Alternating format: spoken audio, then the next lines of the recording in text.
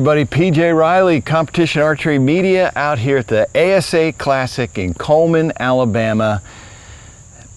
I don't even know what to say about this day. It is so humid out here right now, but we're here for Mathews Shot of the Week with Dan McCarthy, who had a killer round today in Open Pro. Dan, let's just start there. 22 up, leading the pack.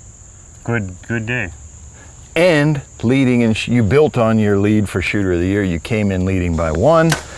Added to that today. I'm imagining you just got to feel good about life in general. Yeah, I'm not angry, but I mean, it's still a lot of targets to shoot. So I'll just, right now I'm just focusing on trying to shoot well for the tournament, win the event, and let the Shooter of the Year points total themselves.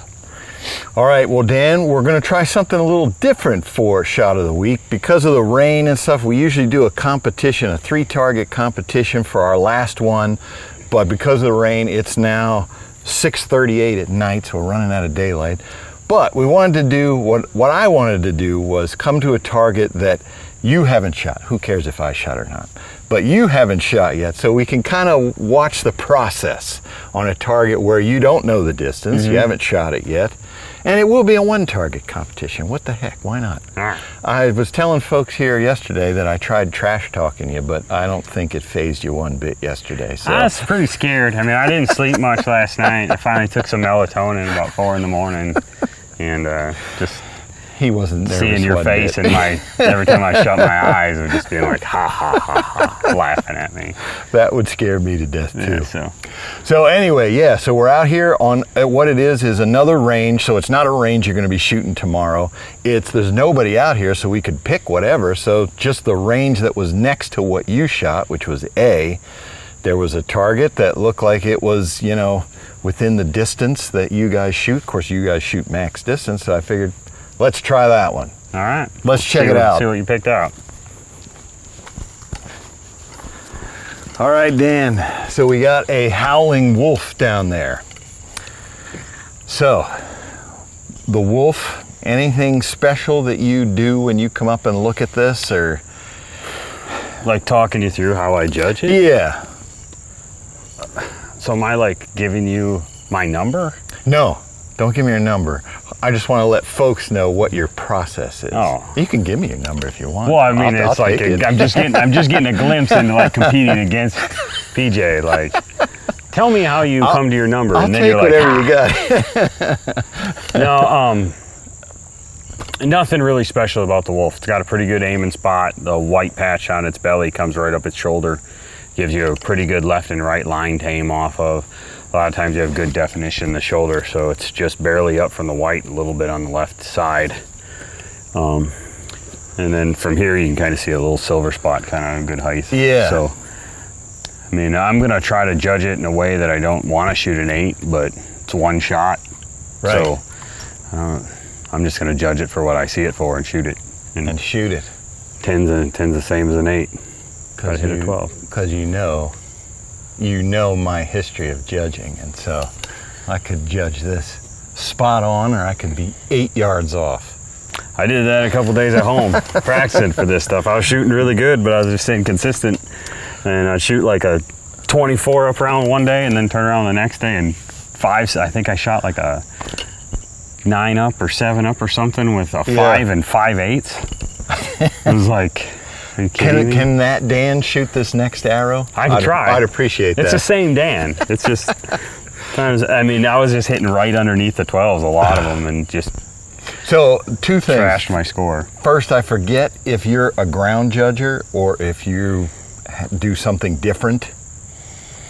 I am not a ground judger, and I don't judge off of it that often. Sometimes I might just glance at it, but I don't. I'm just more depth. Just feel like if this was from practice, you have a reference. It's like I've explained it before. It's kind of like throwing, for me, like when I played baseball, I'd pick up a ball and I wouldn't try to like decide how far away I am. I would just, my brain would just know like how far that is and when I should let go of the ball. Gotcha. And so just over time, I just get in the habit of just looking at something and saying, that looks that far, that looks that far, that looks that far. So like when I'm out here judging, I'll judge, 5 different things in a lane sometimes. Just go right to it, then to the next thing, and then when I get done judging 20 targets, I've judged 100 things or 100 and something things instead of just going, well, there's my 10 and 20 and 30 or however different people do it. It's just, I'm not saying that's the wrong way. Right. Just for me, that's it. I just kind of go right to the target, judge it, what it looks like, and then I'll kind of look at that tree, say that tree kind of looks that far.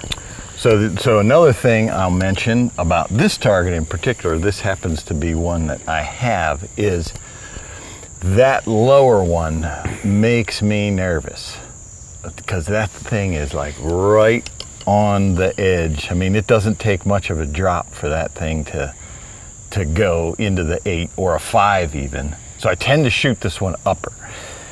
Do I need to get that out of my head? I would say, yeah. I think anytime you approach a target with like a preconceived idea of failure, I think you're probably most likely gonna you're either gonna make yourself nervous, give yourself anxiety, or you're gonna like talk yourself into doing too much safety stuff. You're gonna, oh, I usually shoot this low, or I'm scared of shooting low, therefore I'm gonna judge it for a lot and I'm gonna aim high. And then those two things together is probably you're gonna shoot a lot, shoot out the top. Gotcha. So this one for me, like I don't feel like this one's really, as far as targets go, there's a ton of room underneath this one for me. Like there's a Wolverine, there's a Coyote, there's the upper 12 on the black buck, there's a lot of other targets that I feel like are the upper 12 on the turkey.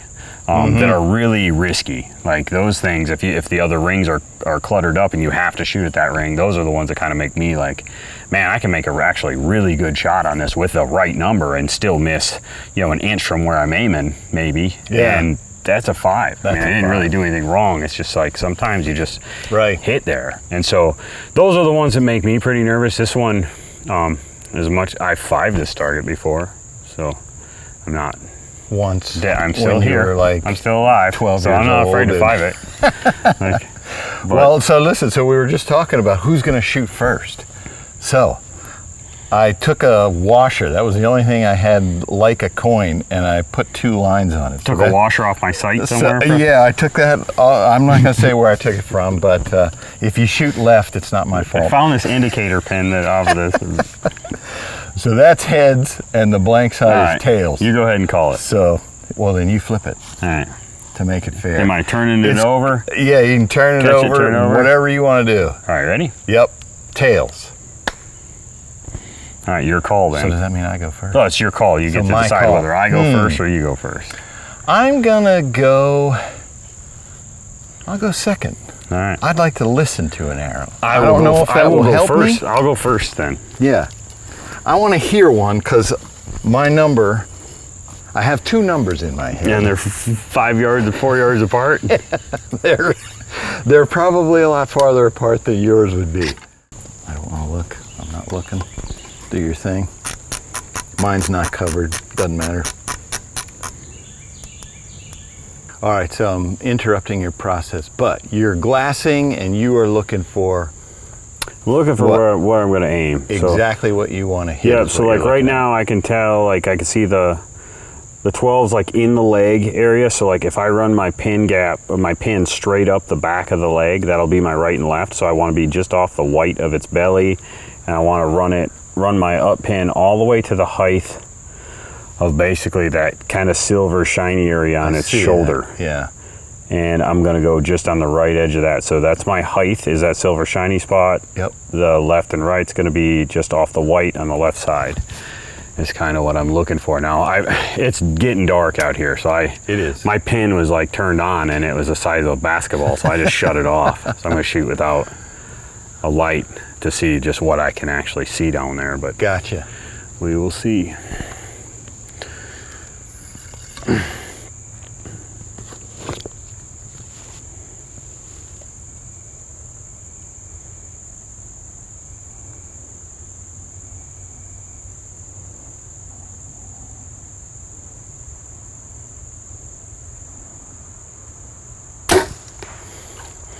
Just over it, probably. Just over it. Yep. I could see the white of its belly pretty good. I kind of lost that little shiny spot that was going to be my height. Yeah. So it's dark enough that it's kind of like that, and struggled a little bit to center up or to see my peep sight. So just for the camera, not for me, do you feel your yardage was good? You I feel like tell me which way you were. I feel like when I judged it, I actually had 1 yard. I felt like maybe I was 1 yard strong is what I. If I absolutely needed to have this target, I'd have shot it for probably 1 yard less. Gotcha. But the way I play this game What do you mean you didn't absolutely basically need it? I'm shooting a tournament this weekend, so I kind of I don't want to be like bad habits, but I try to get to the whatever 12 I'm shooting at. So if I'm going to shoot at the lower, I want to hit the 12 or above it to stay 10. If I'm going to shoot at an upper, I want to hit the 12 or below it to stay 10. And if I screw up and shoot an 8, that happens for sure. I didn't have any of them today or didn't make any mistakes today, but it absolutely happens. Gotcha. Pretty often. All right. I just, felt, I think I felt a little insulted. I think I was a yard or a yard, probably yard. Oh, I need it. I mean, but tripping over the stake here. If PJ wins the trophy, PJ wins the trophy. So Dan, I'll tell you my judging method, and you can tell me what you think of it. So I have a target at home that I shoot all the time. It's a deer at 35 yards. Okay. And so that's kind of my base reference to get a feel for, is it shorter than 35? Is it more than 35? And then I kind of go from there. And then I shoot this target quite a bit, so I have some frame of reference. I'm not saying it's great, but that's how I tend to judge these things.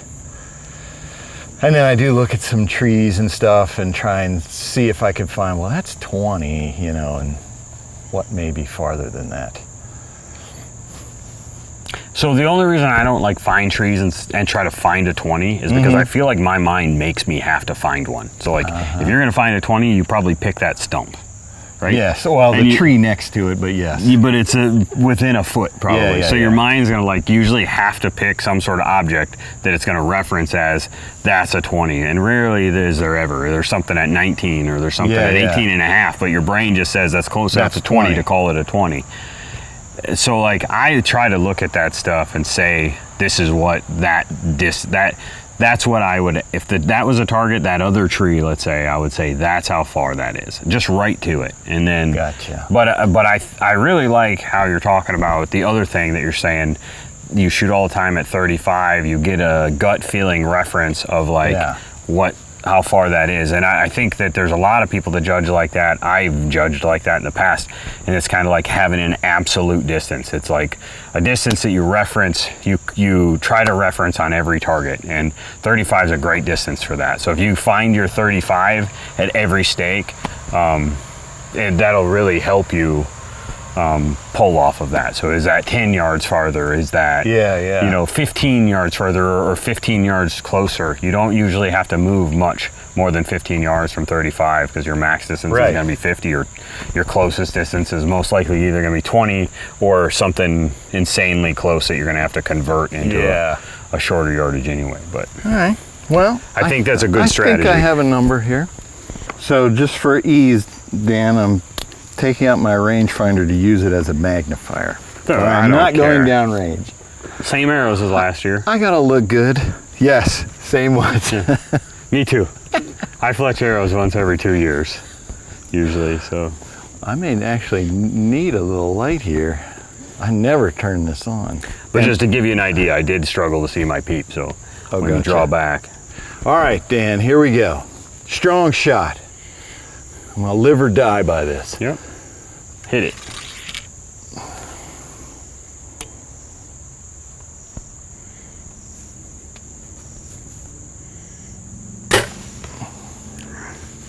High? Just over the 10.